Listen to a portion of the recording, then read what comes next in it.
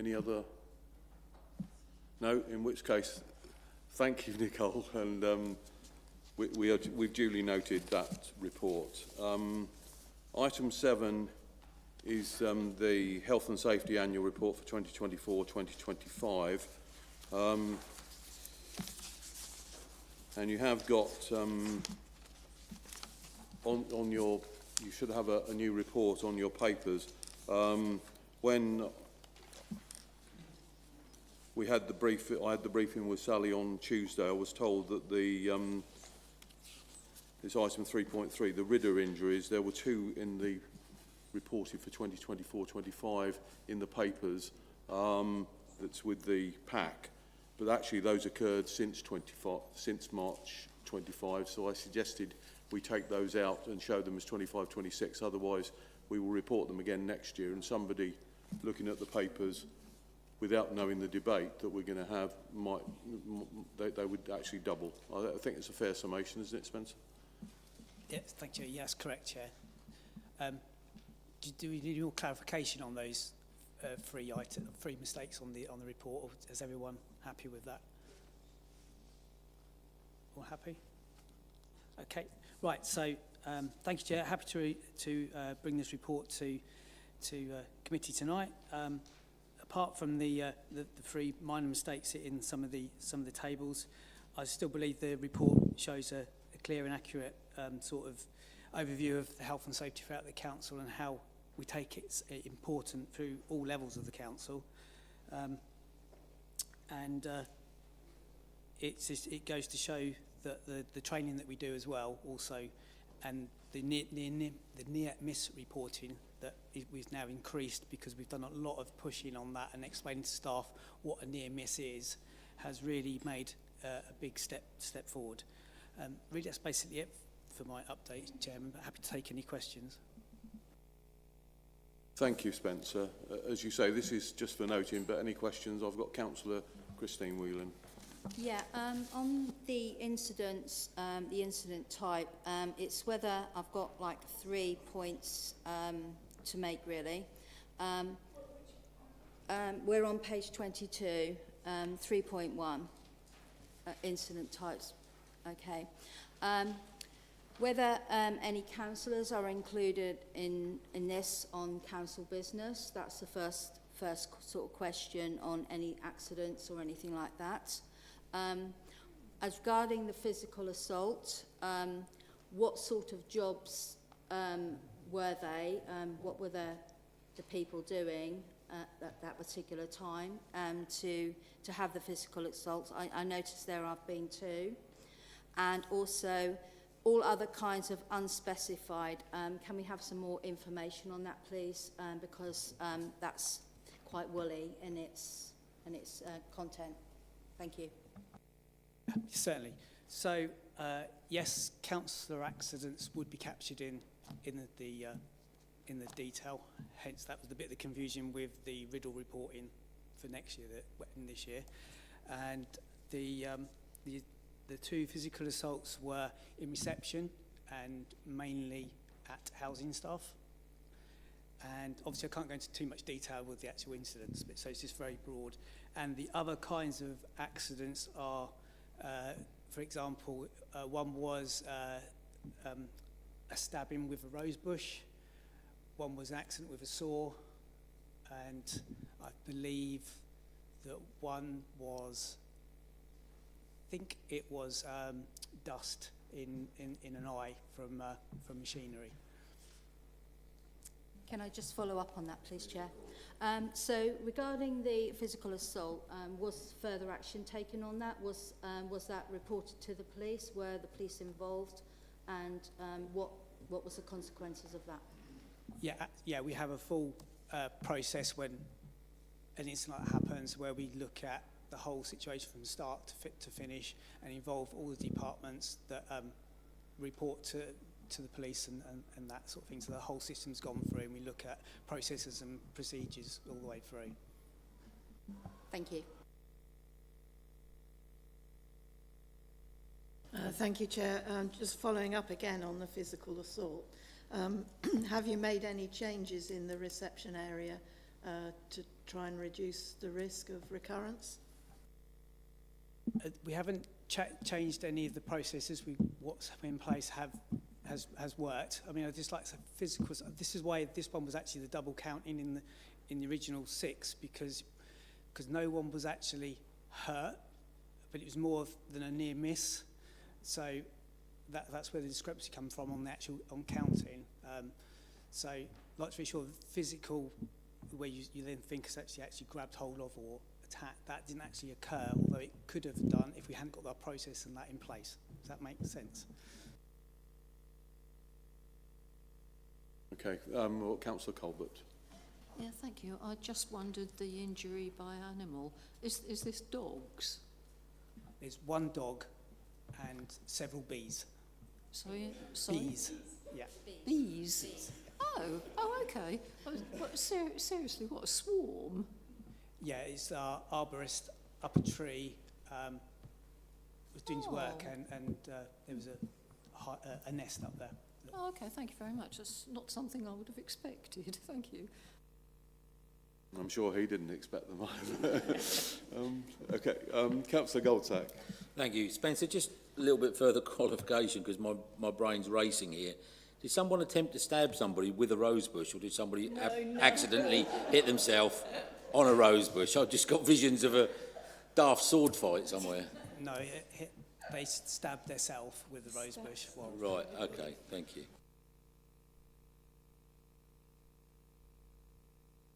Councillor Alison Whelan. Thank you for that. Spencer, I just want to say thank you for this. In particular, your comments about near misses. It is one of the things that I've come to understand. If we can create a culture where people are not afraid to come forward and say, I nearly tripped over that, I nearly caught this, I fell here, this was loose, all of those kind of things, it can stop the riddles in the first place. It can stop more serious things happen. And of course, that's really beneficial to the council, so please do keep that up. Thank you. Thank you for those comments. Any other questions? Any debate? No? Oh, Councillor Kane. It's not debate. I would just like to commend the fact that the incidents are going down, albeit slowly, but that the number of working days lost has gone down significantly, which suggests quite a major improvement in health and safety. So I think that's worthy of commending. Okay, thank you for that. Any other comments? In which case, it is just for noting. So we've duly noted it. We move on to the next one, which is Spencer again, which is the health and item 8, which is the health and safety policy 2025. Spencer, if you want to introduce this, please. thank you, Chair. Yeah, just a reminder, this is the overarching policy that all the codes of practice that we abide by sit underneath. The policy sets out clearly the roles and responsibility throughout the council. That's quite simply it. Thank you, Chair, but happy to try and take any questions if any arise. Thank you for that. I did ask a question when we, again with the briefing, that what the changes were, but I believe I was told they're just mainly changes of date, aren't they, Sally? Yeah.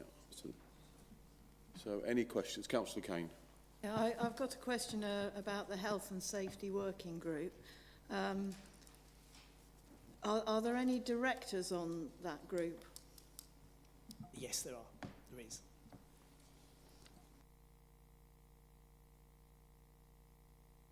Any other questions? Any?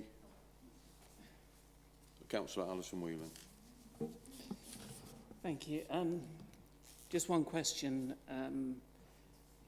slightly different thing. Obviously, incident with the councillor sort of raised these points, but it's around. There doesn't seem to be particular coverage of off-site provision, so people actually aren't in the building, lone worker situation, are they covered by other policies where people are not physically present in a building? They may be lone working, which obviously is always known to be a much higher risk for everybody. Yes, we have quite a dedicated system to the whole of loan working, because obviously there's quite a few departments that carry out loan working, right from planning, housing officers, to the parks team, and so there's quite a whole. We use the Pebble system, which is like a device that people take with them, and that works out of hours as well as its office hours as well. We have a backup system with using Huntington CCTV that will actually take out so late evening calls, early morning calls, that actually goes through if you can't get hold of a manager or anyone locally out of hours. There's a system in place to back up that as well. And, you know, obviously one of the incidents that I'm referring to was there didn't appear to be first aid facilities available when councillors were out and about. And has that sort of thing been addressed, or can that be looked at to make sure that the right provision is in place when people are out in those kind of ways, so that there is someone there to help when things go wrong?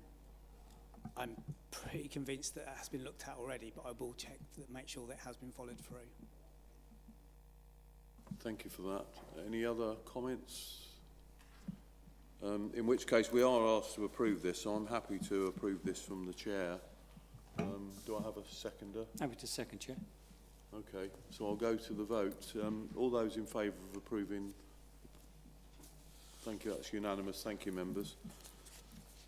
And thank you, Spencer, for that one. You're on to your next one. I think this is the last of your three. The assets update, item 9. Thanks. Thank you, Chair. Yeah, assets update. I'll start with, I've got a few things I want to run past you all. The inclusive play audit. I've had a call this week with Becky Hughes from Pippa Play. We caught up after the summer, and we've caught up with what one she has completed, the audit she's completed for parishes, and what information and parishes she's still waiting for. I have contacted the parishes just to remind them that those were that showed initial interest, whether they'd still like to be part of the audit and sending them information, and again gave them the contact details for getting hold of Becky. Ship Lane toilets, it's been a difficult summer, especially for the public, with these facilities being closed or partly closed through the summer. It has reopened. There has been no issues so far, and it's been working well. Of course, the availability of radar keys is one of the issues of why we had to close it in the first place. And going forward, as we reopen the disabled toilet, we will look at the availability of radar keys and what issues that causes with the toilets being open 24/7. Other updates are for the tender for Newnham Street Car Park and Access Road. That opens on the 1st of October, with hopefully a completion date between mid-February to March. And the Palace Green toilets refurbishment, that tender closes at the end of this month, so in the next few days. The new supplier for the parking app down at Angel Grove and the Dock went live at the beginning of the month. This seems to be a better improved system and customer support. There's been quite positive feedback with this at the moment. So now that's settled in and seems to be working quite well, we're going to look towards having the new ticket machines put in place, which again then should help with the contactless payment, and that should really improve things for our customers down there. And Port Hill Depot, obviously there's a recommendation in the report, but just like to say, with the operations and staffing increasing down at the depot, the need to continue to capitalise on the infrastructure that's already in place and expand the unused areas of the depot, will continue to improve for the staff welfare, for better mess rooms and facilities for the park side, which will match the same as ECSS on the other side. That's pretty much it. Thank you, Chair, but happy to try and take any questions. Thank you, Spencer. Councillor Christine Whelan. Thank you, Chair.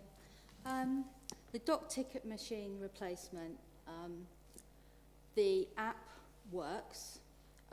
What I was surprised about was the 15p extra charge on the app if you use the mobile app on that. I didn't see any signs anywhere that actually warns people that that is the case. I'm not sure if that is the case, but it seems to be like a two-tier system. Other car parks I've been to where I've used mobile apps, they don't charge the extra for the convenience sort of. It was classed as a convenience charge for actually paying with the app. So I just feel like if there aren't any signs, people need to be aware that they are actually being charged that extra 15 pence, because it puts it up from, I know it's only 15 pence, but it can be a bit of a surprise to people if they're paying for the mobile app, that they're expecting to pay £4 a day to park there, and then suddenly having to pay £4.15 pence. So the question is, are there any signs to actually make people aware of this extra charge for using the mobile app? Thank you. I don't believe there's any signs saying that there is this charge. There always has been the charge. It's bank charging for using the app. I think it's because it now says it's for convenience of using the app that it's now highlighted the fact that there has been a charge, but there always has been a charge. Does that make sense? Yeah, sorry, through the chair. The point I'm trying to make is there should be, I feel that there should be signs there to actually make people aware that they are actually paying extra by using the mobile app. Whether that can be looked at, or whether the charge can be like not done, if you see what I mean. Thank you for that. I think you take that away and look at that, or, yeah. Yeah, happy to take that away, Chair. Yeah. Any other questions? Councillor Kane, then Councillor Colbert. Thank you, Chair. I'm quite surprised that we just get 2 paragraphs on the Meeple Crematorium, which is a major project, but I note that that's what this committee decided was sufficient. But I've got some questions. The monthly commercial meetings, are they minuted, and are those minutes shared with anybody else, for example, internal audit, chief executive? And then it goes on to say that members will be provided with key updates, and in the event there's a need to provide a more detailed update, this will be brought to the committee. What are the measurements that will be used to decide if there's a need for a more detailed update? Who are the people who decide? What is the criteria for deciding that a more detailed update needs to come to the committee?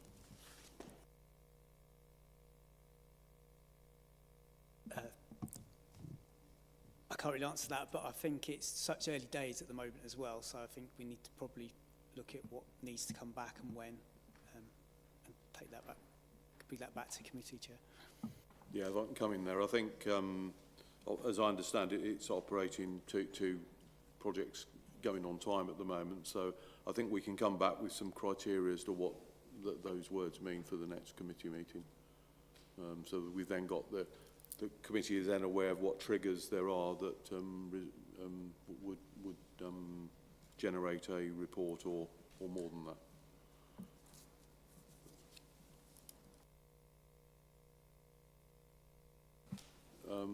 Councillor Colbert.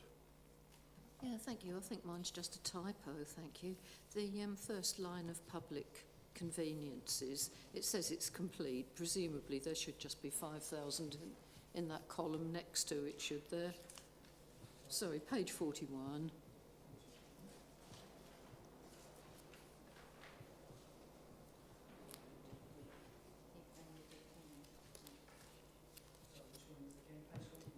So where are you? Where are you, Councillor Colbert? Sorry. Conveniences, annual deep cleaning. It says complete, and the actual expenditure column's blank. I just assumed there should be 5,000 in it, as anticipated. If it's complete, there should be a figure in there, yes, I apologise. Yeah. Okay, that's just wanted to point that Thank out. you. Yeah, it's the annual deep cleaning you're talking about. Yeah, okay. yeah, that's right. Yeah, sorry. I see there's not a figure, yeah. So we can take that away and update that, look at that Spencer. Yeah, thank you. Councillor Kane. Chair, I did actually ask two questions. I asked if there were minutes of the commercial meetings and whether they were shared with anybody else. I've not seen them. They're not shared with me. But I don't know if you want to answer that, Spencer. It's not part of the project that I'm just up here as the asset, so I can't answer that one at the moment, but we can bring that back to committee. Councillor Kane.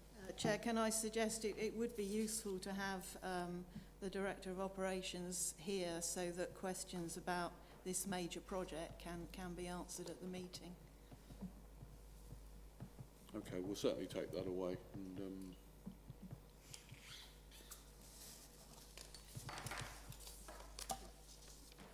any other councillor? I was just going to say, she's not very well today, that's all. Thank you. Any other questions? In which case we move on to debate, and we've got a proposal to approve the expenditure in 4.8. Do I have a proposer for that? Okay, Councillor Hunt, thank you. And a seconder? Thank you, Councillor Goldsack. So, did you want to speak to the... Well, I'd like to just say, Chair, thank you. I'd like to say, really, this is an example of a well-run department that seems to sort of, as the issues arise, they're dealt with. And I think it really is a compliment to the officers that are running it. And I get enormous pride when if I go into Cambridge nowadays and, for example, on the toilets, you have to have a 20p piece. If you've got 50 pence or 10p, that doesn't work. And they're dirty, and they charge you 20p. Our toilets are cleaned twice a day, and they're free of charge, and I think that's something we should be very proud of. And I think the whole way that the Open Spaces and Facilities Manager has run this department is really is a huge credit to him and his colleagues. And I read it and look at it and think, well done. I rather had to use the word conservative twice here. I didn't mean it in a political sense, but it is the finances of having reserved money ready for a rainy day is conservative of a small c, and I think it's what we do here, and therefore I recommend that we approve the expenditure as on item 2.1, 3 little ones. Thank you, Councillor Hunt. Councillor Goldsack, are you reserving your right to speak, or do you want to speak now? I'm happy to speak now. Okay. To say, and that's ditto. So there's nothing to add. I think it's an excellent run department, and I think what this report shows is the allocation of funds early into this is all pretty preset, so we know what's coming. Okay, thank you, Councillor Goldsack. In which case, I'm seeing no other... Oh, Councillor. Yeah, just briefly, I had the pleasure of going down to the site on the bereavement centre recently, and it was all there happening. The heavy plant machinery was there and lots of diggers in action, and the perimeter fence was up, so you know the site is secure. And I met some of the key personnel who are delivering the project, so it's good to see it underway. And my understanding of the monitoring is now that you know that it will report through this report, and will report an update on the key milestones that were set out in the project plan that we received previously, and that if there's any departure, you know, from the agreed progress in terms of cost or programme or risk, you know, that will be reported in detail and individually to this committee. So I just wanted to, I don't know if that helps at all, but obviously members can ask individual questions of the director at any time. Okay, thank you for that. Any other, so I've got no other comments, no other questions, in which case we go to the recommendation. We're asked to note the update, note the expenditure tracking sheet, and the third one is to approve the expenditure of 215,000 as set out in 4.81 to 4.89 of the report. All those in favour of that? That's unanimous. Thank you, members, and thank you, Spencer, for the report and all the work that your team is doing. Item 10 is the ECTC financial statements 24-25 and the annual governance statement 24-25. And Emma Grimmer and Nigel Ankers are here to introduce that. Thank you.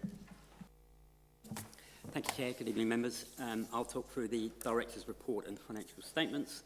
And just to clarify, the page numbers I refer to will be your agenda pack page numbers, not the smaller financial statement numbers. On page 48 to 49, the Director's report, and that states the Director's responsibilities with respect to these statements. Pages 50 and 51, External Auditor's report, where Price Bailey confirmed they have conducted an audit on the statements and the notes, and in their opinion they do give a true and fair view of the company's affairs as at 31 March 25. On page 50, it notes that Price Bailey have not identified any material uncertainties regarding the use of a going concern basis. And page 51 says that there's a high level of assurance that the statements are free from material misstatement. Page 53 has the profit and loss. I won't go through all of the numbers in detail, Chair. They're the same as the management accounts that were presented in the previous meeting in June. But in summary, a loss of 768,000, which wasn't unexpected in this period. Similarly, the balance sheet on page 54, same figures as was presented in the management accounts, showing an overall deficit at the end of March of 1.4 million. On page 57, cash flow statement, reconciling the opening cash balance of 482,000 with the closing cash balance of 760. In short, I drew slightly more down on the ECDC loan facility than had been repaid during the year. Just a little bit of a timing issue. There was repayment of 750,000 made in early April. And then pages 58 through 73 are the notes to the accounts. And I think the main ones that I would point out are on pages 62 and 63, note 1.18, talking about the going concern and the estimates behind that, noting that the sale of properties under construction at phase 2, the contract has been signed, so that removes one element of the risk on that particular project. And it also notes that we do prepare cash flows covering the next 3 years and different scenarios that show the company does have sufficient resources to be able to carry on as a going concern. Note 4 has the employees and directors information, and this relates to employees directly employed by ECTC. There are still some grounds maintenance staff that are seconded from council, so they're not included in those figures. But as those employees either leave or retire, the replacements are recruited directly by the company, and that's what's driven the slight increase in numbers there. And then finally, note 7, income tax. Although we made a loss, there was a slight charge in the profit and loss for tax, just because I overestimated the refund that was due on the 22-23 profits that was repaid in 24-25. That's all for me on the financial statements. Thank you. Thank you, Nigel. Thank you, Chair. This is the second year that the company's produced an annual governance statement, and this flowed from a recommendation from the Council's internal audit, which then the Council and Board agreed to make changes to the shareholder agreement so that this could come. So it was approved by the Board on the 11th of September, and it's coming for you for noting. So that follows the commitments we made in the shareholder agreement. So I followed the same form that I followed last year. I did seek feedback from the Board, and they were quite content with the way this has been laid out and presented. So pages 75 through to 79 just deal with some of the background. So this year it's just update and refresh the information in that. Pages 80 through to 85 actually break down each of the requirements under the governance documents, like the Articles of Association and the Shareholder Agreement. There are no key changes made this year. Just bring out to note that the retirement of the Chief Executive, so that will be something that will come into next year's play, but I flagged it up here as well, because the Council will need to appoint a new Managing Director to the company, because they are one in the same person. Pages 85 through to 87, just update on the Strategic Risk Register. This is not new information. Both the board and this committee will have seen it in various guises through the business plan, etc. So, and then pages 88 and 89 just deal with what we've delivered against the commitments that we've made. So there's nothing in particular that I feel the need to draw out, as this isn't new information. This is just the annual governance statement throughout the year, but happy to take questions, Chair. Thank you. Thank you, Emma and Nigel. Members, are there any questions? Councillor Goldsack. Thank you, Chair. Nigel, I'm hoping I heard you correct, or actually I think I'm hoping I didn't. You said that, when I'm looking at the cash flow, page 57, finishing the year with cash of 759,830.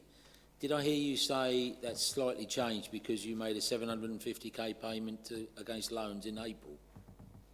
That's correct. So there are a number of house completions that took place right at the end of March and early April. So timing-wise, it made more sense to repay. So my fear over cash flow being down at virtually zero is not founded because of sales that were made at the same time? That's right. correct. Okay, that makes sense. Okay, thank you. Thank you for that, member. Councillor Kane. Well, just trying to... Thank you, Chair.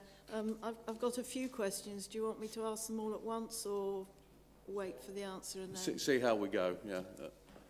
Okay. Well, the first question is note 14 to the accounts, page 69, talks about outstanding loans with the Cambridgeshire and Peterborough Combined Authority. But the governance statement, page 79, says that all those loans have been repaid. Which is correct? All the loans were repaid as at the end of March 2025, including there was a small amount of interest that needed to be repaid back to the Combined Authority as a result of the change in loan during the COVID period. What the note is getting at is that there are some charges held by the Combined Authority that were still there at the end of March, even though the loans had been repaid. Oversight on my part not to have the solicitors get those removed. And have those charges now been removed? Not as yet, no. Thank you. The sales contract for 2 Arbour Square, which is referred to in the going concern, can either party withdraw from that contract, or is it a binding contract? It's a binding contract, so as long as the key milestones within any other than non-performance of the contract, that would be different, but it is a binding contract, yes. It's got key dates in there as to when payments will be made as well.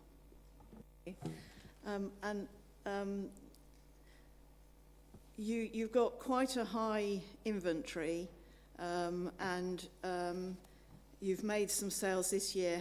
Have you now sold all the houses in the inventory, or are there some more coming up to sell in this financial year? No, all the houses that were in the inventory at the year end have now been sold.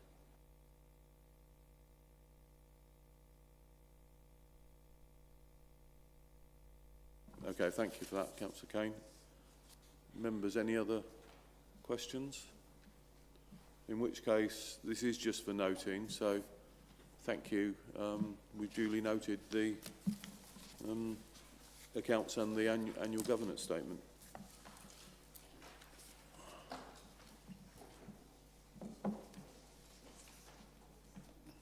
Item 11 is the nomination of a trustee to East Cambs Community Land Trust. And members are requested to nominate a councillor as a trustee to East Cambs Community Land Trust. Do I have any nominations?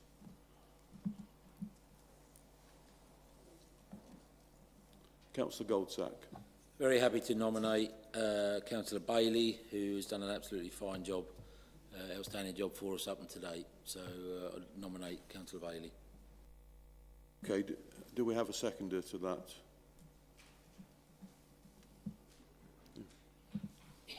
Sorry, I was reading. Sorry, happy to second, Chair. Members, any other nominations? Councillor Christine Whelan. I'd like to nominate Councillor John Trapp. Do we have a seconder for that? Councillor Alison Wing. Any other nominations?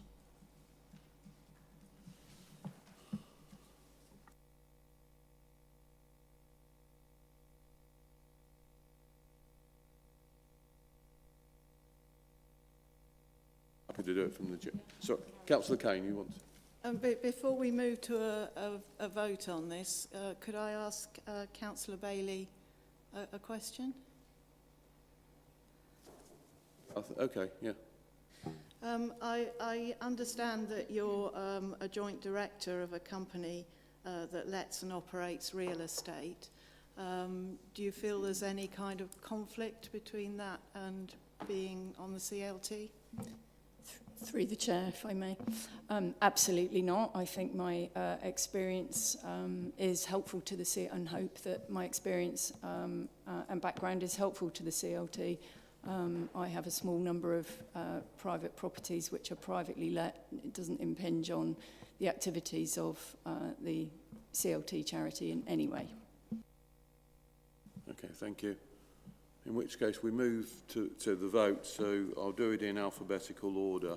So all those in favour of Councillor Bailey, please show. 6. And all those in favour of Councillor John Trapp, please show. 6. Okay, in which case, to break the deadlock, I'll vote in favour of Councillor Bailey. And that brings to the end of that item. Item 12 is the grant to East Cambs Trading Company for the provision of affordable housing. And this is obviously the money we've held back from Barton Road development for a number of years. Do you want to introduce it, Sally, please? Thank you. Thank you, Chair. So in 2018, the Council received a payment of just over £72,000 from ECTC as an off-site contribution, ring-fenced for spend only on affordable housing. Members are requested to approve the grant of this money to ECTC for the delivery of affordable housing at Phase 2 Arbour Square in Ely to enable the site to be delivered as 100% affordable properties. Thank you, Chair.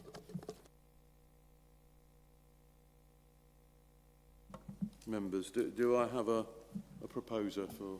Yes, Chair, I'm happy to propose. Thank and you, I would like to Councillor Bailey. speak to the item briefly. Yes, do I have a seconder first? Happy to second, Chair. Okay. Yeah, just very briefly. Obviously, some time ago now, we made a commitment to try to secure better than 30% policy compliant affordable housing on Phase 2 of the former MOD site. I'm delighted that we've been able to bring forward this provision of 27 new homes on the site. I visited it recently. They're going up very quickly but beautifully. Palace Green Homes doing a great job there. And I met Haverbury Housing, who are taking on the properties and will be delivering 100% affordable housing up there on the 27 new homes, and all for affordable rent. So I'm delighted that we've met our promise to try and do that.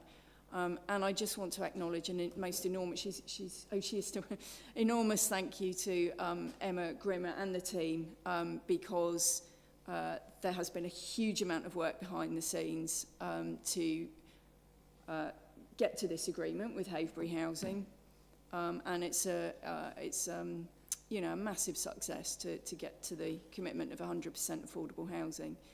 The site in general is maturing really beautifully now. It's such a lovely site with the trees and the open space and you know, the homes there that have been renovated and all being lived in. They're all being personalised, and it's really looking lovely now.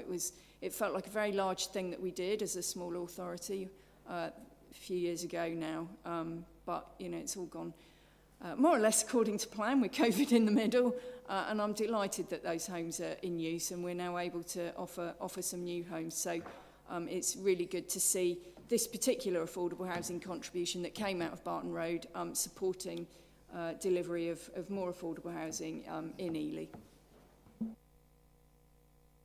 Councillor Bailey, members, do I have any other comments or questions? Councillor Hunt. Yes, I was delighted, as we all know, fairly recently we had a new addition to our ranks, and that was Councillor Denny. And because he shares the same ward as myself, I've been out and shown him some of these things, and one of the things we did was go up to the old RAF hospital, and I think he was really, well, firstly enlightened about what we were doing, but also pleased and supportive. And I intend to carry on that relationship with him as we go forward. Thank you, Councillor Hunt. I've got Councillor Kane. I welcome the fact that we're doing 100% affordable housing. I think that's really, really exciting. However, I'm very surprised that we're being asked to give a grant retrospectively. I can't see what this grant is gaining, because we've heard that there is a binding contract already to produce 100% affordable housing and to sell them to the housing provider, who has also agreed in a binding contract to buy them. So ECTC is already commercially committed to doing this. They don't require a grant to encourage them to do it. And so I think we should use the money somewhere where it is going to deliver affordable housing that otherwise would not have been delivered.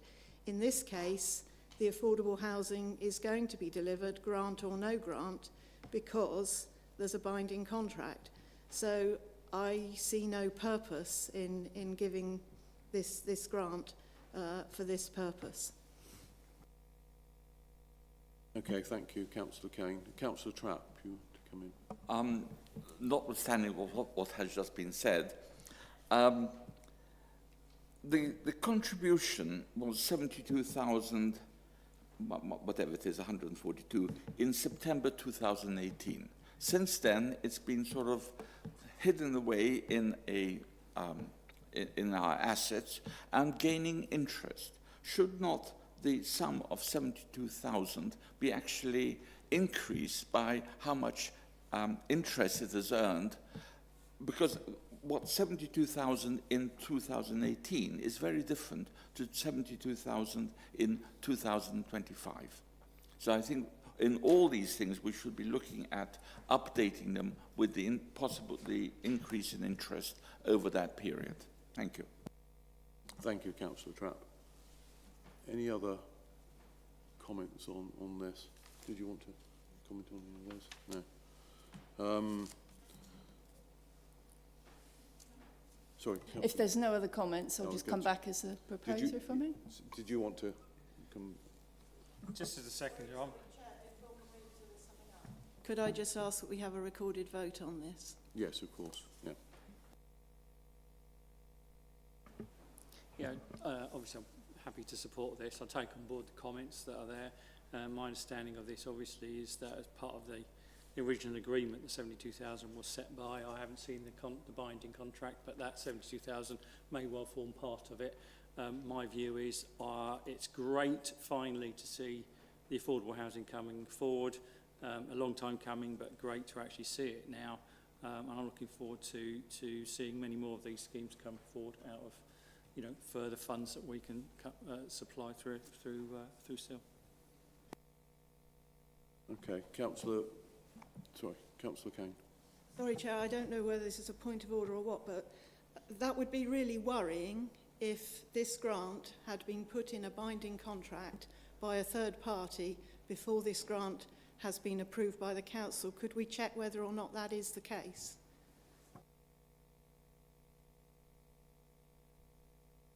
Do you want to answer that? I can confirm that that grant was not put in a binding contract. Thank you. Okay, thank you for that. So that's... So, I thought I turned that off. Councillor, yes, so Councillor Bailey, you wanted Thank to... you. So Sorry, I'll just sum up. Thank you. It seems that our colleagues over the way are not going to support this, which is incredibly disappointing. Yes, this money was included in the trading company's business case. It was included as an assumption there. This money has to be spent on affordable housing. It was part of the business model to bring this scheme forward at 100% affordable housing. You can't do more than 100% affordable housing. It was included in the assumption, and it's being spent in Ely where it was generated.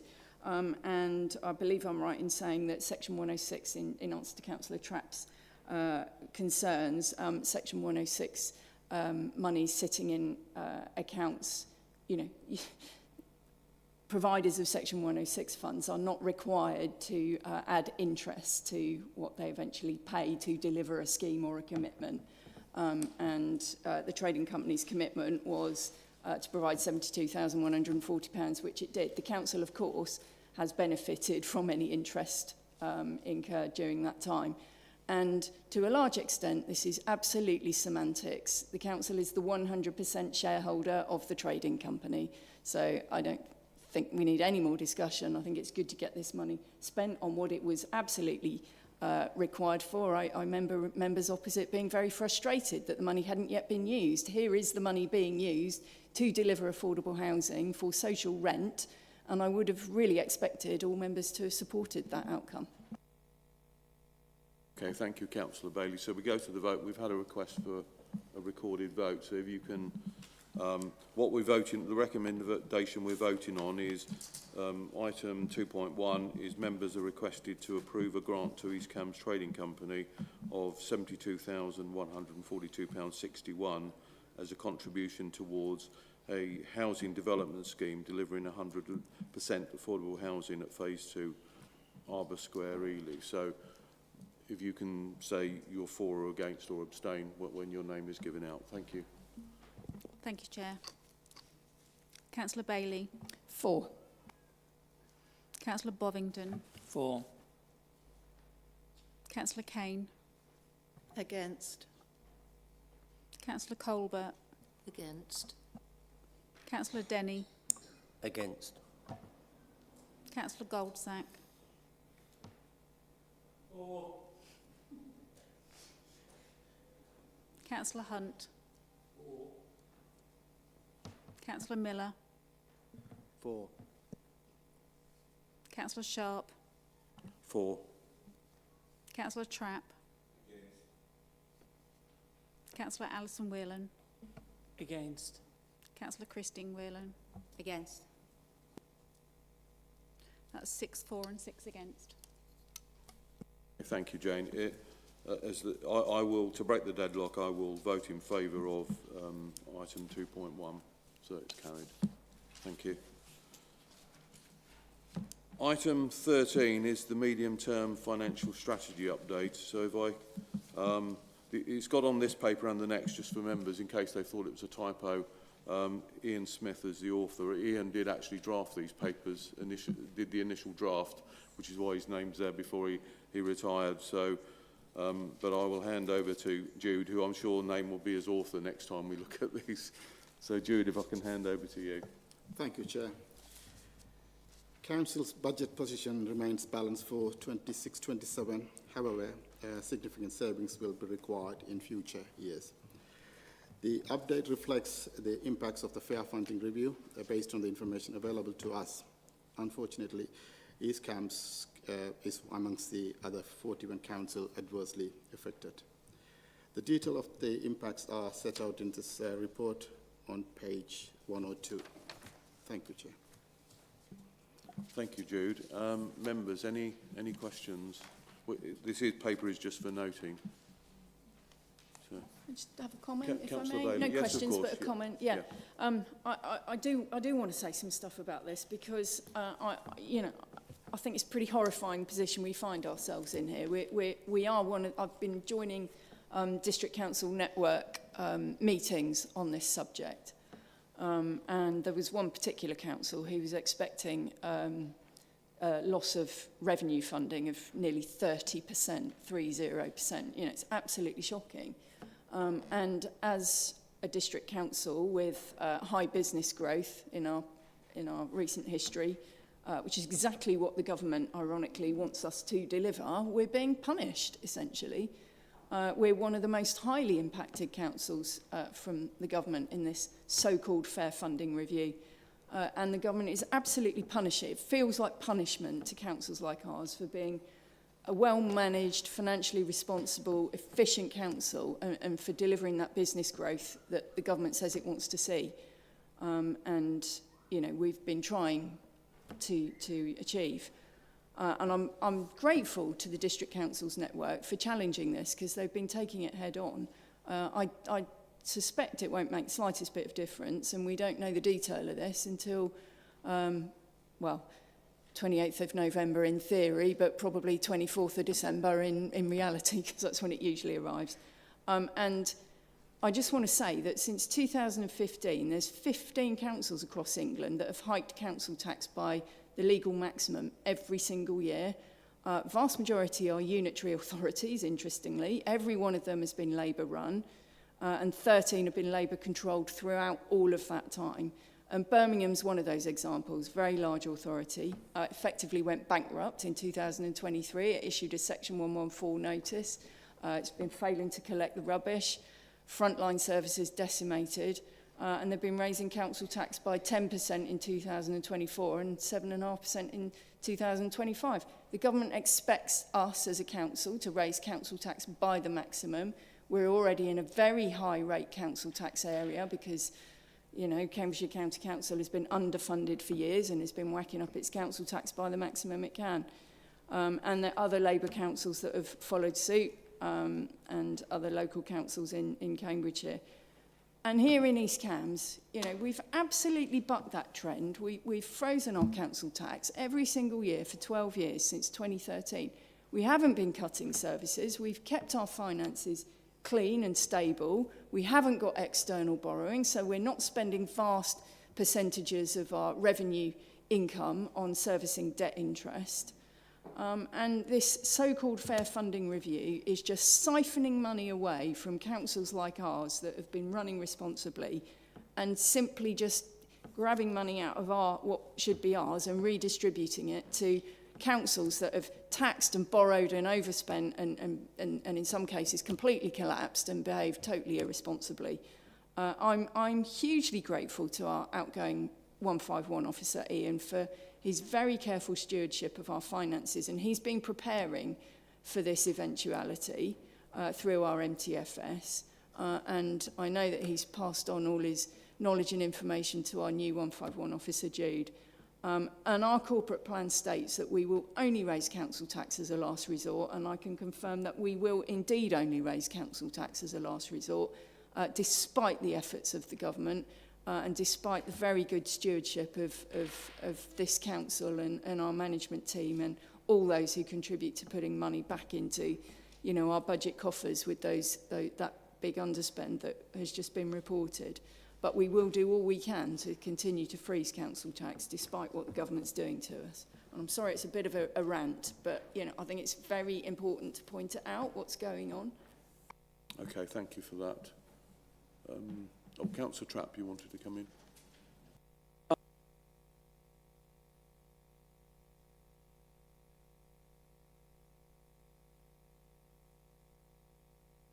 Could you put your mic on, Councillor Trapp?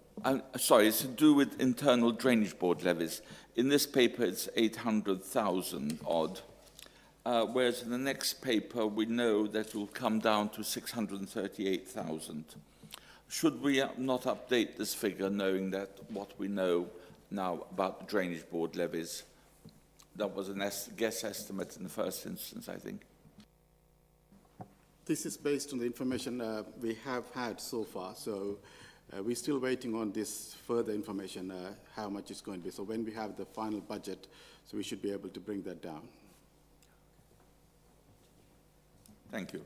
Yeah, I mean, if I can just come in there, there's been a lot going on with the internal drainage boards, with the levies, and I've been the East Cams rep on the special interest group of the Local Government Association, lobbying for fairer, I think it's best, a better system of funding the internal drainage boards. And there was a lobbying event about 3 weeks ago at House of Commons, which I did go to. So we've, and there are other councils, certainly up in Lincolnshire, in a much worse situation than us, where because they've got no control over the levy that the internal drainage boards want to raise, and mainly the problem the internal drainage boards have got is the electricity costs and standing charges have actually gone through the roof. So if we get a very wet winter, that they're having to pump a lot of water away, which obviously pushes up the electricity charges. But you want to come back, Councillor Trapp? Yeah, well, I support you there because I'm on the same internal drainage board as you are. But the other one I have was about local plans. I thought we weren't doing local plans, but we've got some 200,000 now in the local plans. That's on page 108.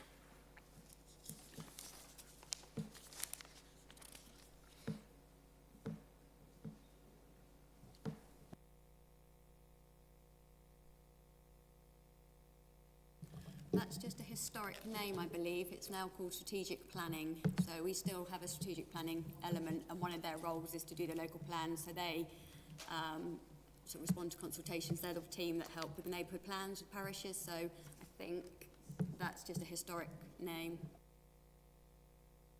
Okay, so perhaps we may change that for clarity. Yeah. It just seems 200,000 is quite a lot for that area. We're only giving 5,000 to local plans. But there will be, I would imagine, there's staff costs in that. Yeah. Councillor Kane. Sorry, Chair, I just wanted to pick up on what you were saying about internal drainage boards. It's one area where we definitely agree. I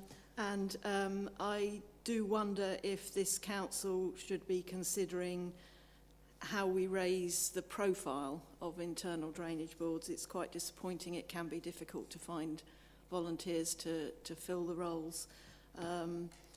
This constituency and the way we live in this constituency is heavily dependent on those internal drainage boards, and I'm not sure there is sufficient understanding of their importance and how they work, and indeed of the potential financial implications for this district council or the subsequent unitary. I wouldn't disagree with you on that, and there was a special interest group call earlier on, which I know I was on and Jude was on, and obviously with local government reorganisation hurtling towards us, then the danger is it's something that gets lost and forgotten in that. So I totally agree with you on that. It's something we need to happily, we need to work together to try and raise the profile as much as we can, but I agree.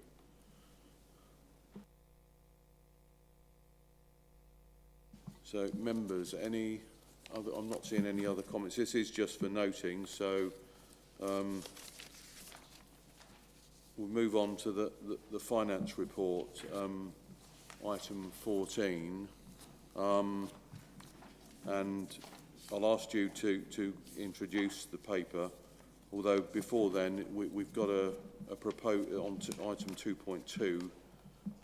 There is this additional planning fee. Do I have a proposer on that, or proposer for that item? I'm proposing an amendment to 2.2 in that I'm happy to accept the finance report and note, but I'm not happy to support an additional fee in planning. Okay.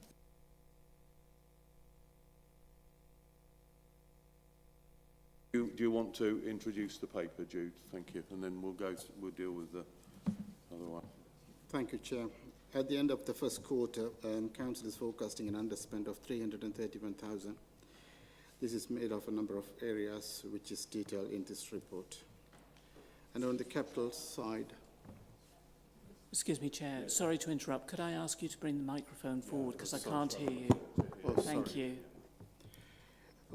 I'll start again. At the end of the first quarter, the Council is forecasting an underspend of 331,000. This is made up of a number of areas which is detailed in this report. And on the capital side, we are forecasting an overspend of 1.2 million against, again, this is also detailed in this report. Members are asked to approve the introduction of an additional fee in planning as detailed in paragraph 3.9 and 3.10 of this report. Thank you. Thank you, Jude. Members, any questions? Councillor Kane. Can I just check, Chair, are we saying we're not going to vote for 2.2 or there'll be a separate vote on it? There'll be a separate vote on 2.2, but my understanding is that the proposer and seconder are saying that they don't want to approve the additional fee. Right. Because the thing I was going to say to that, if it does go ahead, my concern is charities and community groups, which really shouldn't find themselves faced with that sort of fee. I think that's one of the concerns with it. Just to ask, do I need planning permission? Yeah. So I think that, you know, my understanding is the feeling is that we would vote against that. So could it be an amendment or just a vote against? I would have said it's a vote against, right, because if we amend it to say we don't approve it, that's the negating amendment, which I didn't think would be allowed. That was my feeling. So I think we should go to a vote. The item stands, but at the moment, the proposal I've got on the table is that we don't approve that. We actually reject that. Yeah, if that makes... Is the monitoring, are you happy with that? Yeah, okay, thank you. Was that purely was that your only question on it? Thank you. Councillor Goldsack. So I think I can speak now rather than as a seconder to the amendment's now been withdrawn, yeah, just to be clear. Because I don't think it's an amendment. I don't no, think it's it not could an be amendment. We're just going to because it's purely a negating amendment. Well, in that case, I will speak generally and about that then. So, well, in fact, I'll speak about that. I just don't think it's the right thing to do. I just think that the public have got the right to pick up a phone and say help, and we should be able to help them. I think if that then moves further into a need of further help and specialist help and support over and above, you know, and the example given was the one that made me smile, really. The example given is, oh, do I need drop curb permission outside my house? Well, somebody ought to be able to ask that, because to be honest with you, try finding that on a website is quite difficult. So I think that's the reason why I couldn't vote for 2.2. I'm very, very happy with the rest of the finance report. And in fact, would like to say thank you for it, because I think it's a good report. But I just find that 2.2 is not the right approach. Thank you. Thank you, Councillor Goldsack. Councillor Alison Whelan.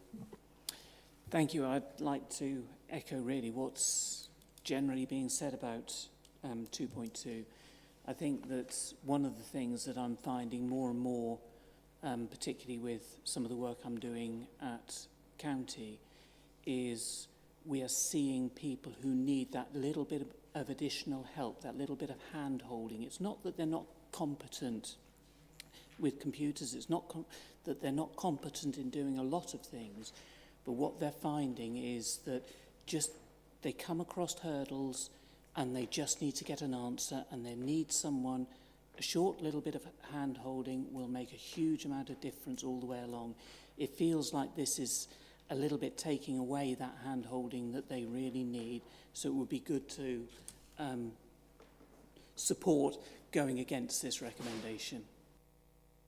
I've got Councillor Bailey, then Councillor Hunt, and then Councillor Miller. Yeah, I totally support that. I mean, we have a duty planner, and, you know, they're not there to start giving full-on pre-application advice, but we've always prided ourselves in this council being can-do, open for business, people being able to walk in and get advice and help at reception. And I think, you know, if we did introduce this fee, I can absolutely imagine what would happen is that councillors would suddenly receive all of those inquiries instead, and councillors would go to the planning office and say, oh, yeah, does so-and-so need planning permission for this tiny thing that they're doing, which is generally what these queries are about. And so I just don't think this is helpful, and, you know, I think we are here to be helpful and service the public, and I think it is mainly individual members of the public who are just asking tiny queries of this nature, and I think we should continue to offer that through our duty planning service. And just in terms of the underspends, I just want to say thank you to the whole organisation that contributes to that activity. You know, it's really important that we have that culture at this organisation, and it is what contributes to, you know, helping to deliver that financially responsible run council and that council tax freeze. Thank you, Councillor Bailey. I've got Councillor Hunt.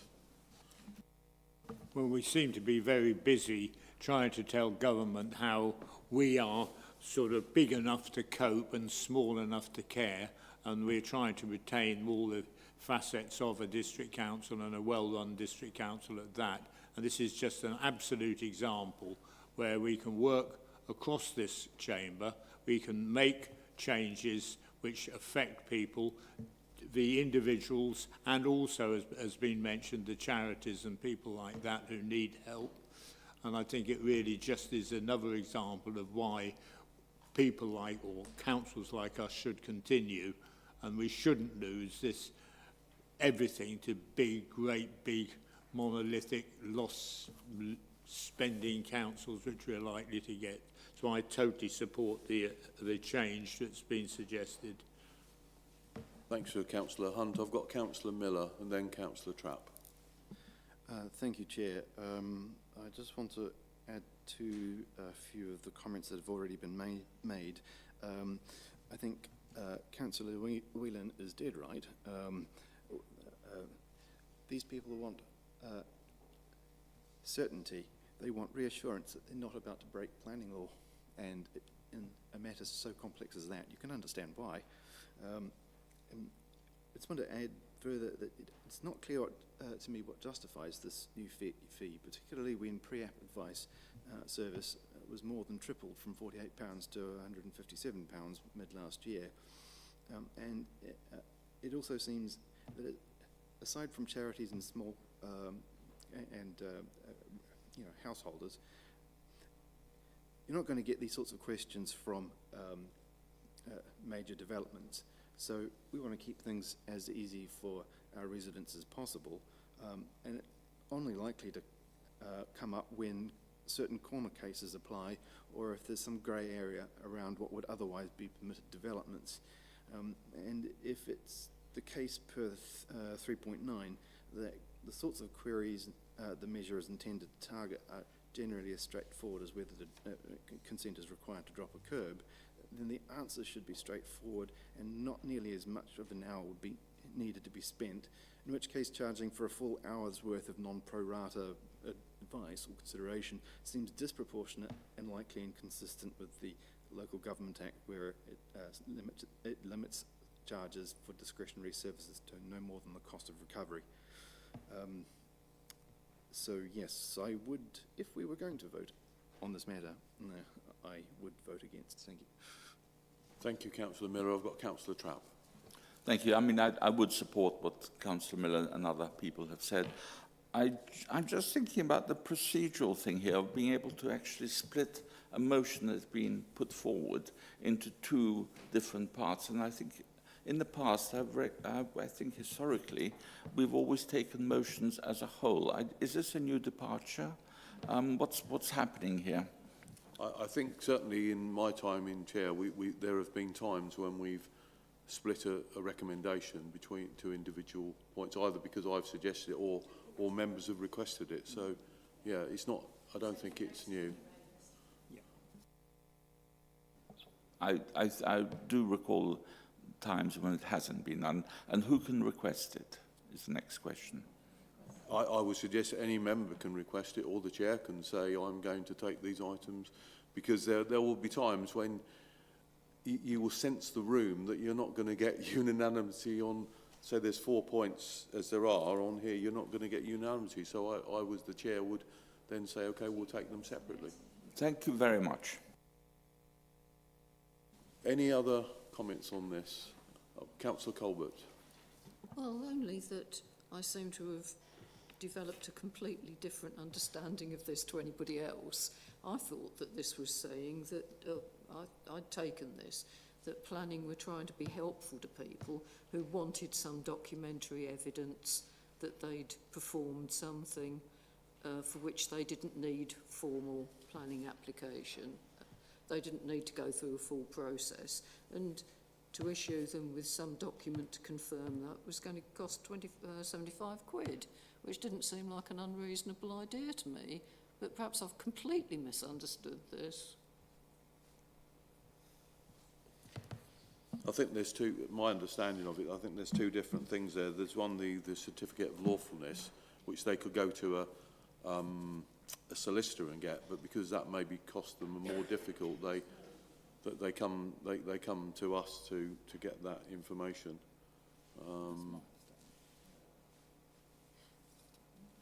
I suspect a certificate of lawfulness would be more expensive than that, but I don't know. But I'm just saying that I think I'll abstain on this point because I simply don't understand where it's coming from. So the general premise here is that... Sorry, did you want to come back in, Councillor Miller? I just wanted to reflect on what Councillor excuse me, Colbert just said. If it were the case, the only way to get any documentary evidence were through a solicitor and a certificate of lawfulness, then yes, it would seem like a very sensible measure. But my understanding is that we've got duty officers who can give informal advice, and they're on hand more or less all the time, or at least during the appropriate hours. And it does say somewhere in here, somewhere in 3.9, that it was always supposed to be informal advice, not of the standard of a certificate of lawfulness. So I'm guessing that's why the idea was developed to charge somewhere in between. But if we've got somebody who can give that advice anyway, and to the same standard as what this proposal would have provided, then yeah, it comes back to why is it necessary to charge? Thank you, Councillor Miller. I'm seeing no other hands, so if I go back to the proposer, Councillor Bovingdon. Thank you, Chair. In essence, I saw this as a charge for effectively signposting people to the correct way of doing things. But we have a duty planning officer. If I was a member of the public, I'm not sure where I'm going to go, would like to ring the council and just say, I am putting an extension on the back of my garage. Do I need planning permission? And a simple yes or no. To be charged 45 quid for that, £75 for that privilege, I think is a step too far. And more to the point, as I think it's already been raised earlier, there's a lot of charities and other people that could, fall foul of this, or you'll end up with having some sort of a caveat to it that they're exempt. Well, that's not what this says at the moment. I'm voting against it. Thank you. Sorry, did you want to come? Well, I just wanted to say that if what Councillor Boddington is interpreting this to mean, then I absolutely agree with him. I assumed they just wanted £75 for producing a document which could, be produced at the time you sold your house to prove that everything that you'd done had been in accordance with planning law. No, it's not what it's saying. Yeah, I understand your interpretation, but I don't think that's what it's saying. But yeah. Okay, so in terms of the recommendations, 2.1, we're being asked to note the 4 bullet points there, and hopefully we've duly done that. Item 2.2 is then members are being asked to approve the introduction of an additional fee in planning as detailed in paragraph 3.9 and 3.10 of the report. So if I can ask those members who are in favour of that, please show. And those members who are against that. And those members, with no abstentions, that's unanimously against. Okay, thank you very much for that, members. And thank you, Jude, for the report, and look forward to seeing many more. Item 15 is the East Cambridgeshire Local Council Tax Reduction Scheme. And are you introducing this, Jude? Yeah, thank you. Thank you, Chair. As in line with previous years, committee is asked to approve the review of the local council tax reduction scheme with a maximum award of 91.5%. Thank you. Thank you, Jude. Members, any questions on this? No. So I'll go to the propose. Do I have a proposer for the recommendation? Councillor Goldsack. Very happy to propose. Thank you, Chair. Thank you, Councillor Goldsack. And do I have a... Yeah. Do I have a... Freudian slip. Freudian slip. And do I have a seconder? Councillor Hunt, thank you. So did you want to speak to that now, Councillor Goldsack? Yeah, opening thing. I remember quite strongly the very healthy debate we had on this last year. And I think the position for myself hasn't changed, and that is that it's very difficult to value that which you don't have some method of payment for. And I think 8.5% is right. I think it feels right, felt right last year, and that's why I'm very much still in favour of it. Notwithstanding the fact that I do get the argument for other means that that's still an inconvenience to some people. Well, there are other routes to getting that paid. But as far as this particular council tax reduction scheme is concerned, I think 8.5% fits right, so I would propose that we do accept the report. Okay, thank you, Councillor Goldsack. Any other speakers? No, so in which case I move to the second... Oh, sorry, Councillor Miller. Thank you, Chair. I would just like to add to what Councillor Goldsack just said and reiterate what I've said in the past, that it does residents no favours if they should find themselves no longer eligible for the relief that this offers, that they then suddenly are faced with 100% of the council tax instead of a bit over 90%. Thank you, Councillor Miller. I'm again seeing no hands, so I'll go to the seconder, Councillor Hunt. Well, we've all gone through our lives, haven't we? And we've had things which don't appear to have any value because they cost nothing. So when you go and you take your black bin bag from underneath your sink each week, you know, you look at it and you don't think it's got any value because you don't pay for it. And that's a danger which can happen here. I mean, council services do cost money, and I think the fact that it's a massive discount of bringing it down to 8.5%, it's a huge discount, and the fact is that there are other sources. If people are really in trouble, there are other sources they can go to get some help. But I think it's important we keep the motion there of council services do cost money, and so it's the same argument we had last year. And certainly I haven't changed my mind in that year. Okay, thank you, Councillor Hunt. Sorry, I've lost my... it's Councillor Goldsack, wasn't it? Did you want to say anything Well, I'll else? sum up the great Yeah. length of speakers if you want by saying let's move to the vote. Thank you. In which case we do move to the vote, and the committee, it's 2.1, committee is asked to approve the annual review of the LCTRS and the recommendation that no changes are needed to the scheme in 26-27. Members, all those in favour of that? All those against? And all those abstaining? 6 for, 6 abstaining. Okay, thank you. That is carried. Thank you, members. Item 16 is the outside bodies update. And it's, I've got you down. Is this Jane, or is it anything you wanted to say on it?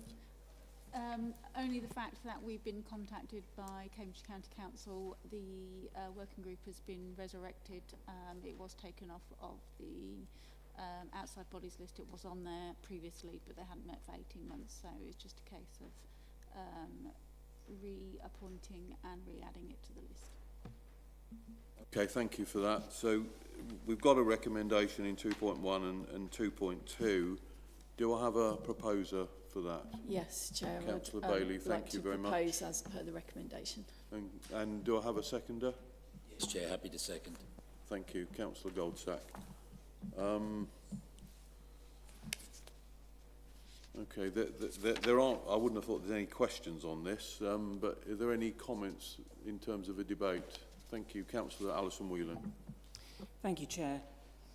Bearing in mind the proportionality of the council, and I know that working groups are not based on proportionality, it's inappropriate that the Conservative group are proposing 2 people. This should have been put forward as 1 member from each group on the basis that there are an even number of people on each group on the council.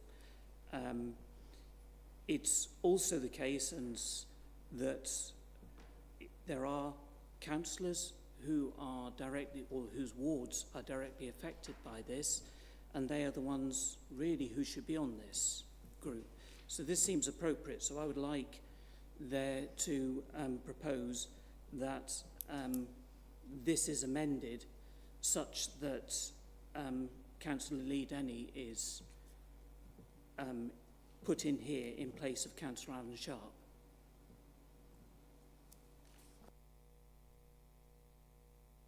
So that's an amendment. Do you have a seconder to that? Yeah. Okay, Councillor Christine Whelan. So we move to the debate on that amendment. Are there anybody wish to? Councillor Miller. I'd just like to observe that where it comes to constituents who are affected, yeah, that's true. If anyone's got a building going on their back yard, they're going to be very profoundly impacted for the duration of works. But I'd also say that where it comes to major roads like the A10 and the A14, everyone is impacted one way or the other because they're major traffic corridors. So no one's not affected, and I don't see why there's a direct need to, shall we say, favour those who happen to live nearby the affected works. Councillor Kane. It's not just about the build, it's about the running of the road. And I know that road, that stretch of road, as well as being used by a lot of people from Littleport onwards, it literally bisects Streatham. There is an incredibly dangerous roundabout in Streatham, which any improvement to the A10 needs to address properly. I really don't understand why a councillor from Wood Ditton should get priority over a councillor from Streatham. We heard earlier from Councillor Hunt how well he works with Councillor Denny and how he looks forward to continuing that positive working relationship. So I think having them both working on this working group could be extremely positive. And as I say,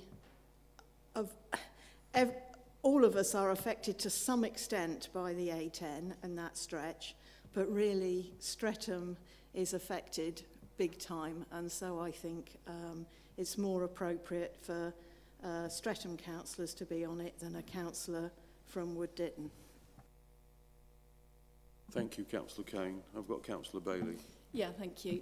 I was asked as leader to put forward the proposals for who goes forward to this working group, and obviously I've noted in the past that the Liberal Democrat group, as it used to be, didn't in fact even want to take part in any outside bodies or working groups at all. They've obviously changed their approach to that. However, Councillor Alan Sharp... Point of order, sorry. Point of order. Very often we have... Is this a point of order? Well, all right. Personal explanation then? We haven't said anything. Shall I carry on? Yeah. So,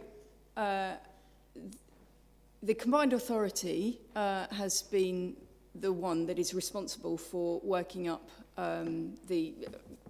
it was awarded the £2 million that was secured by the outgoing MP for South East Cambridgeshire. And you yourself, Chairman, are representative on the Transport Committee at the Combined Authority. And that is why I asked you to do this piece of work again. You were involved in it before. And I think it's important as the administration of this authority that we send people that support the aims of the administration, which is to support the dualling of the A10 and or junction upgrades between Waterbeach and the roundabout at Ely. And in the past, that has not been the position of our colleagues on the other side of this council chamber to support that outcome. It is the outcome that we support, and therefore I think it's right that the administration sends people who support the outcomes of the administration. So that is my proposal for what we do with this working group, and I think we should probably move to a vote because that will simplify matters. Councillor Alison Whelan.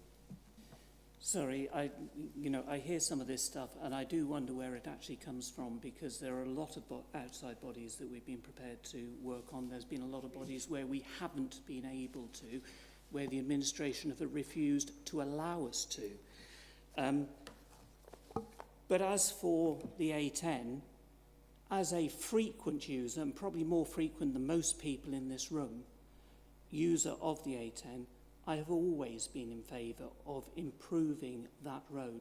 Seeing that road improved in the right way for the people is exactly what we are all after. So to say that we are not is really disingenuous. Point of personal explanation, if I may, Chair. I said it's been the position of some members of the, or what I meant to say if I didn't say it, it's been the position of some members of the Liberal Democrat group that they are not in support of dualling the A10. And that is just fact. I've got Councillor Can I come back on personal explanation on that? Is that is not what the leader of the council said. She said about improvements to the junction or dualling, yes, and there has never been anyone who has not been in favour of improving that road on this side of the chamber. Chair, I understand that. My point, just to be clear, so if I can clarify via a point of personal explanation, was about dualling the A10, which is what the administration supports. Okay, thank you. I've got Councillor... Sorry, I have to come back on that. So are you now saying that what you said in the first place, that you were in favour of improving the junctions, is not true? No, what I've said is the position of the administration is that we support dualling and or junction upgrade improvements to the A10. And I believe as leader of the council, it is important to send people to the working group that support the aims of the administration, which is to try to secure dualling of the A10 and or upgrades to the junctions. Okay, thank you for that. I've got Councillor Trapp, then Councillor Colbert, and then Councillor Miller. Thank you very much. It's all a presupposition. Surely the point of the working group is to work out what is the best thing available and what is best to be done. Whether one should not be going there with preconceived notions and ideas. One should be going there with an open mind and working with the rest of the group to see what can be achieved. Yeah, I've got two more speakers then. Councillor Colbert, you want? Well, actually, Councillor Trapp has said almost verbatim what I was going to say. Thank you. And then Councillor Miller, you wanted to come in. Okay, so if I understand this correctly, this is just two or three members from this council are being appointed to a much larger working group.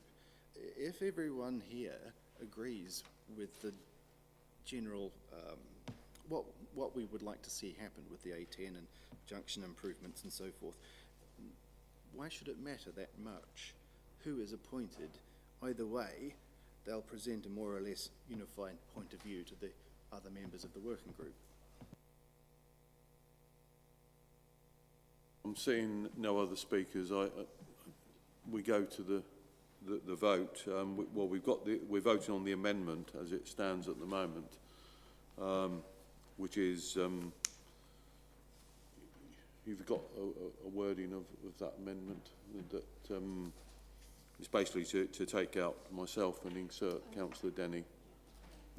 It's basically the summation of the amendment. So that's what we're voting on, members, that the appointment is Councillor Lee Denny and Councillor Bill Hunt to the A10 Ely. That's on 2.1.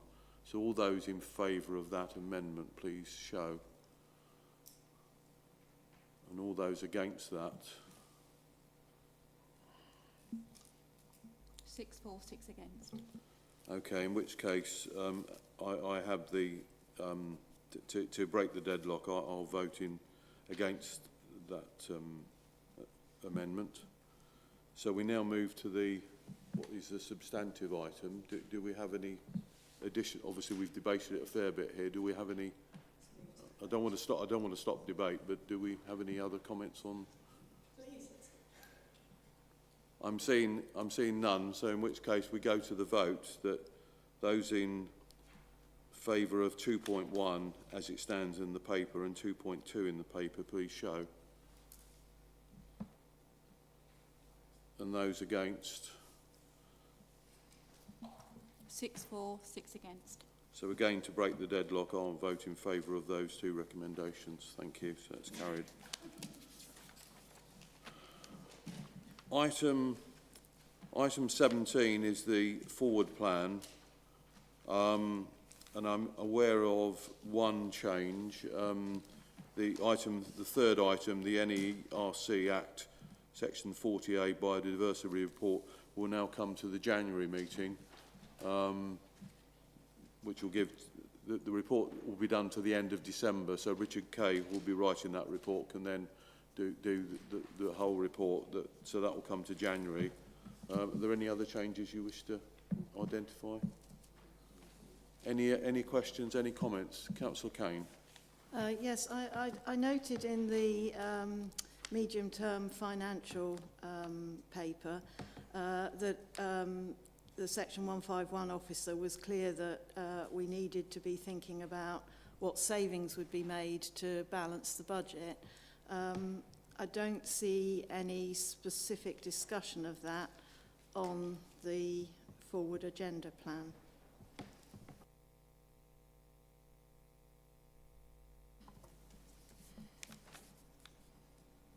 I'm sure that will come up in finance report, but we'll take that away to...